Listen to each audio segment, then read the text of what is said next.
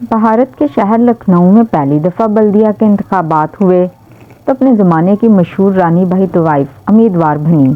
جب طوائف امیدوار بنی تو اس کے خلاف کوئی بھی شخص الیکشن لڑنے کو تیار نہیں تھا، کیونکہ تمام سیاسی پارٹیوں کے سربراہ طوائف کے کوٹھے پر آیا کرتے تھے اور طوائف کے پاس تمام لوگوں کی ویڈیوز موجود تھیں۔ ان حالات کو دیکھتے ہوئے اور اپنے علاقے کی صورتحال کو دیکھتے ہوئے ایک حکیم نے طوائف کے خلاف الیکشن لڑنے کا فیصلہ کیا۔ ہر کوئی یہ سمجھتا تھا کہ طوائف یہ الیکشن جیت جائے گی، لیکن امید کے برعکس حکیم صاحب الیکشن جیتنے میں کامیاب ہوئے۔ تمام لوگ حیران ہوئے اور حکیم صاحب سے الیکشن جیتنے کا راز پوچھا تو حکیم نے بتایا، میں نے اپنے دوا خانے کے باہر نظامی صاحب اور خواجہ صاحب، جو ایک دوسرے کے سب سے بڑے سیاسی حریف تھے اور کافی عرصے سے ایک دوسرے کے خلاف الیکشن لڑ رہے تھے، کبھی خواجہ صاحب کی پارٹی فتح یاب ہوتی تو کبھی نظامی صاحب کی پارٹی کامیابی حاصل کرنے میں کامیاب ہو جاتی، مگر ان دونوں کے علاوہ کسی پارٹی میں اتنی ہمت نہیں تھی کہ وہ ان کے مقابلے میں آ سکے۔ دونوں پارٹیاں ایک دوسرے کو نیچا دکھانے کے لیے مختلف حربے استعمال کرتے تھے۔ ان دونوں کے کارکنوں کے درمیان ہر سال لڑائی جھگڑا جاری رہتا، حالانکہ مقامی صحافیوں اور میڈیا پرسنز نے ان کو آپس میں ملانے کی کوشش کی اور یہ بات باور کروائی کہ لڑائی جھگڑے میں کچھ نہیں رکھا، اگر ہم مل کر علاقے کی ترقی کے لیے کام کریں گے تو اس سے اچھی بات اور کوئی ہو ہی نہیں سکتی۔ مگر دونوں فریق ایک کان سے سنتے اور دوسرے سے نکال دیتے۔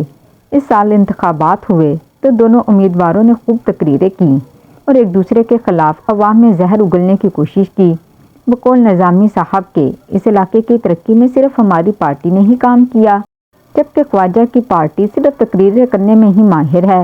خواجہ صاحب کے بقول، اس شہر کے تمام مسائل ہماری پارٹی نے ہی حل کیے، شہر میں بجلی گیس کی فراہمی کو یقینی بنایا، اس کے علاوہ تعلیم کے میدان میں بھی ہماری پارٹی نے کام کیا۔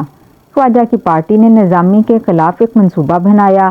انہیں کسی طرح اس بات کا علم ہو گیا کہ نظامی کو چھپکلیوں سے ڈر لگتا ہے، اگر اس کے گھر میں کوئی چھپکلی آئے تو وہ گھر میں قدم نہیں رکھتا۔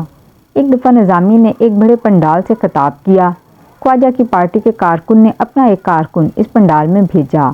نظامی کی تقریر بڑے جوش و خروش سے جاری تھی کہ بھرے مجمع میں سے ایک آدمی نے نظامی صاحب پر چھپکلی پھینک دی اور وہ بھاگ گیا۔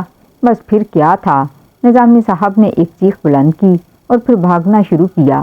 کارکن اس کے پیچھے آوازیں دیتے رہے کہ سر واپس آ جائیے، چھپکلی مری ہوئی تھی اور یہ رہی چھپکلی، مگر اس نے کسی کی بات نہ سنی اور بھاگنا جاری رکھا۔ نظامی صاحب کی تمام حرکات لائیو ریکارڈ ہو رہی تھیں۔ اس کے علاوہ لوگ بھی اپنے موبائلز میں نظامی صاحب کی تقریر ریکارڈ کر رہے تھے۔ تقریر کرنے کے دوران جب یہ عجیب و غریب واقعہ پیش آیا تو نظامی کی تذلیل پر لوگوں نے بہت سارے فنی کلپ بنائے اور سوشل میڈیا پر وائرل کر دیے۔ خواجہ کی پارٹی والوں نے اس کا خوب مذاق اڑایا اور کہا، جن کا لیڈر اتنا بزدل ہو وہ عوام کی کیا خاک خدمت کرے گا، وہ عوام کو بھی بزدل بنائے گا۔ نظامی صاحب نے اپنی پارٹی کے کارکنوں کو کہا کہ میں ہر حال میں ان سے بدلہ لینا ہے۔ ان لوگوں نے میری کمزوری کا فائدہ اٹھایا اور ہم اینٹ کا جواب پتھر سے دیں گے۔ 2 دن بعد خواجہ نے کالج میں تقریر کرنا تھی اور نوجوانوں سے خطاب کرنا تھا۔ کالج کی انتظامیہ کے ایک نوجوان کو بہت سارے پیسے دیے گئے اور اسے کہا کہ کسی طرح بھی کوئی ایسا کام کرو جس سے خواجہ کی بے عزتی ہو۔ نوجوان کی جیب گرم ہو چکی تھی۔ وہ ساری رات سوچتا رہا کہ ایسا کیا کروں جس سے میں پکڑا بھی نہ جاؤں اور خواجہ کی بے عزتی ہو جائے۔ آخرکار اس کے دماغ میں ایک تقریب آئی۔ تقریر والے دن اس نے مائک کے اندر کرنٹ چھوڑ دیا۔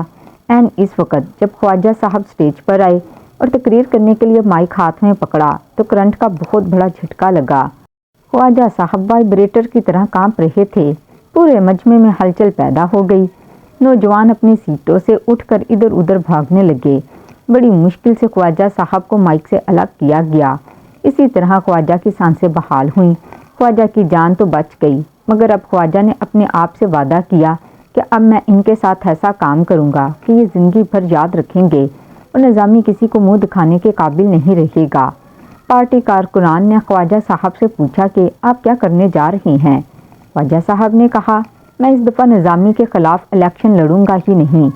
پارٹی کارکنان یہ سن کر حیران ہوئے اور کہا، خواجہ صاحب آپ کیسی باتیں کر رہے ہیں؟ اگر آپ الیکشن نہیں لڑیں گے تو پھر یہ نظامی کی جیت ہی ہوگی۔ ہمیں آپ سے اس بات کی ہرگز امید نہیں تھی۔ خواجہ صاحب نے اپنے ممبران سے کہا، تم میری بات کا مطلب نہیں سمجھے۔ اس دفعہ نظامی کے خلاف اس شہر کی سب سے معروف و مشہور طوائف رانی بائی الیکشن لڑے گی۔ پارٹی ممبران نے جب یہ سنا تو خواجہ صاحب، یہ آپ کیسی باتیں کر رہے ہیں؟ ہماری طرف سے ایک طوائف اس کے خلاف الیکشن لڑے گی اور اسے ہمیں کیا حاصل ہوگا؟ یہ تو ہماری بے عزتی ہوگی۔ خواجہ صاحب نے کہا، بے وقوف، تم میری بات کو نہیں سمجھ سکتے۔ جب نظامی ایک طوائف سے ہارے گا تب مزہ آئے گا، تب اس کی شکل دیکھنے والی ہوگی، اس کی وہ تذلیل ہوگی جو زندگی بھر یاد رکھے گا۔ پارٹی کارکنان نے کہا، لیکن اگر وہ طوائف جیت گئی تو پھر ہمارا کیا ہوگا؟ خواجہ نے کہا، تم فکر مت کرو، وہ طوائف سے نہیں جیت پائے گا۔ شہر بھر میں یہ خبر مشہور ہوگی کہ اس دفعہ نظامی کے مقابلے میں طوائف دلربا لڑنے جا رہی ہے۔ پورے شہر میں یہ خبر آگ کی طرح پھیل گئی۔ لوگ حیران تھے کہ ساتھ ساتھ ان میں تجسس بھی بڑھ گیا کہ اس دفعہ کیا ہونے جا رہا ہے اور خواجہ نے آخر اتنا بڑا فیصلہ کیسے کر لیا۔ خواجہ صاحب کی طرف سے طوائف کو دعوت دی گئی اور اسے پارٹی کی طرف سے الیکشن لڑنے کو کہا گیا۔ دلربا رانی بھائی نے خواجہ صاحب کا شکریہ ادا کیا اور اس بات کی یقین دہانی کرائی کہ میں ہی الیکشن میں کامیابی حاصل کروں گی۔ خواجہ صاحب نے طوائف سے کہا، اگر تجھے نظامی کی شکست کا سامنا ہوا تو پھر ہمارے لیے بھی مسئلے ہوں گے، اس لیے ابھی سے سوچ لو۔ طوائف نے خواجہ صاحب سے کہا، میں اس بات کی گارنٹی تو دیتی ہوں کہ میں اس سے جیت جاؤں گی، لیکن اس کے لیے آپ کو بھی ایک قربانی دینا پڑے گی۔ الیکشن کیمپین میں اپنے طریقے سے چلاؤں گی، میرے ساتھ ڈانسرز ہوں گے۔ تقریریں تو ہم کر نہیں سکتے، اسٹیج پر ڈانس کر کے عوام کو اپنی طرف مائل کرنے کی کوشش کریں گے۔ ہم جس علاقے میں جائیں گے اس الیکشن کیمپین کا سارا خرچ آپ پر ہی ہوگا۔ خواجہ صاحب نے طوائف سے کہا، اس لحاظ سے تمہیں فکر مند ہونے کی ضرورت نہیں، تمہارے اکاؤنٹ میں آج ہی اتنے پیسے بھیج دوں گا جتنی رقم تم چاہو۔ میں بس نظامی کی تجھ سے شکست دیکھنا چاہتا ہوں، یہی میرا خواب ہے۔ طوائف نے کہا، خواجہ صاحب آپ فکر مند نہ ہوں، آپ بس دیکھتے جائیں میں اس کے ساتھ کرتی کیا ہوں۔ میں آپ کے مخالفین کو سکھ کا سانس نہیں لینے دوں گی۔ ادھر جب نظامی کو پتہ چلا کہ میرے خلاف ایک طوائف الیکشن پر کھڑی ہو رہی ہے تو اس نے کہا، مجھے کیا پڑی ہے اس طوائف کے خلاف الیکشن لڑنے کی، میں بھی الیکشن پر کسی دوسرے شخص کو کھڑا کروں گا۔ یہ میرے شایان شان نہیں کہ ایک عورت سے مقابلہ کروں، وہ بھی ایک ایسی عورت سے جو لکھنؤ کی ہر گلی میں ناچ چکی ہے۔